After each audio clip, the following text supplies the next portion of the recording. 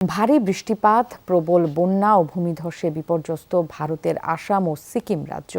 টানা বৃষ্টিপাতে প্লাবিত হয়েছে আসামের বিস্তীর্ণ লোকালয়। পানিবন্দী হয়ে পড়েছে ১৩ জেলার ৩৮,০০০ বাসিন্দা। বৃষ্টিপাত অব্যাহত থাকায় বন্যা পরিস্থিতি আরও অবনতির আশঙ্কা করা হচ্ছে। এদিকে সিকিমে ভয়াবহ ভূমিধসে আটকে পড়া ৩,৫০০ মানুষকে উদ্ধার করেছে প্রশাসন।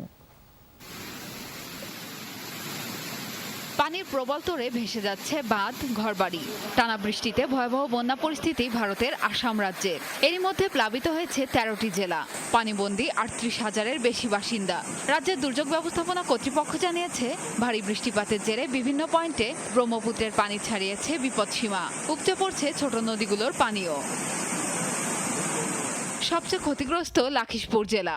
এছাড়া ডিব্রুগড়, দারাং, বিশ্বনাথ ও ধেমাজি এলাকায় পানি বেড়েছে আশঙ্কাজনক হারে। তলিয়ে গেছে ৫১৮ একরের বেশি আবাদযোগ্য জমি। কিছু এলাকায় রেকর্ড করা হয়েছে ভূমিধস। প্রবল বৃষ্টির কারণে ভূমিধস ও আকস্মিক বন্যা কবলিত আরেক রাজ্য সিকিম। বৈরী আবহাওয়ার কারণে পর্যটনের জন্য জনপ্রিয় এলাকাটিতে আটকে পড়েন ৩৫০০ মানুষ।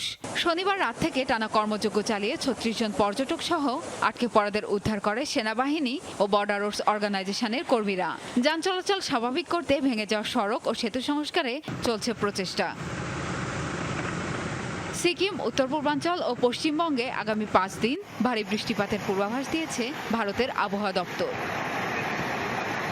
প্রিয়াঙ্কা চক্রবর্তী, যমুনা নিউজ।